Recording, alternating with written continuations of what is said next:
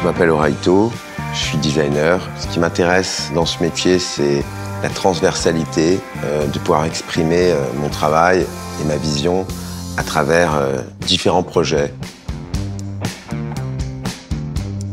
Renault, c'est une marque qui fait partie de la mémoire collective. Étant français, j'ai vraiment grandi avec ce losange, avec le design de ce logo fait par Vasarely, qui est un de mes artistes préférés. J'aime l'idée du savoir-faire, j'aime l'idée de l'histoire, de la légitimité. C'est ce que j'ai beaucoup aimé dans notre partenariat avec Renault. On m'a présenté la R17 et c'est vrai que j'ai été très séduit par cette voiture car il y avait pas mal de codes qui définissent mon travail. J'ai eu l'occasion de travailler sur des automobiles qui correspondaient à des problématiques, que ce soit une problématique de circulation, de taille, de mobilité. En ce qui concerne ce projet, c'est plus un poème, c'est plus une vision artistique, presque je dirais cinématographique de l'automobile. Ce qui m'intéressait dans ce programme Resto Mode, c'est vraiment l'idée de revisiter une icône. Pour moi, le challenge, c'était de la rendre encore plus monobloc que ce qu'elle n'était, d'essayer d'harmoniser les volumes, les différentes parties de la voiture. Au-delà du design, nous avons également étendu le concept du Resto Mode au moteur avec une solution 100% électrique, performante et dans l'air du temps. Je partais d'une bonne base quand même, c'est-à-dire que la base de la R17 est très intéressante. Je retrouvais mes codes déjà dedans.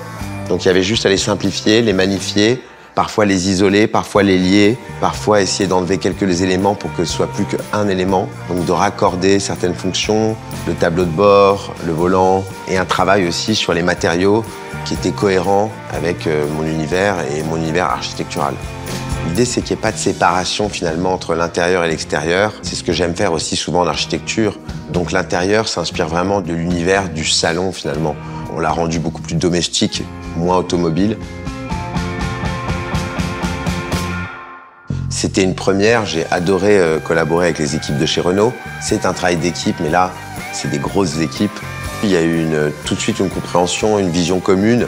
Collaborer avec les équipes de Sandip qui modélisaient limite en temps réel toutes mes idées. C'est-à-dire que j'ai envoyé 2 croquis et 2 minutes après, j'avais déjà les pièces qui étaient modélisées. Cette voiture m'a inspiré très rapidement.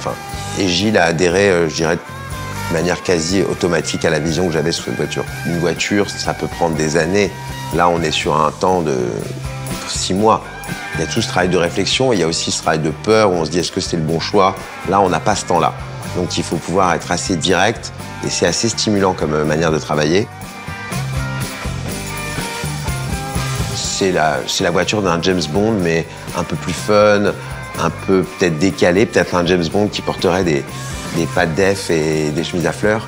Donc ça serait peut-être plus Austin Power en fait.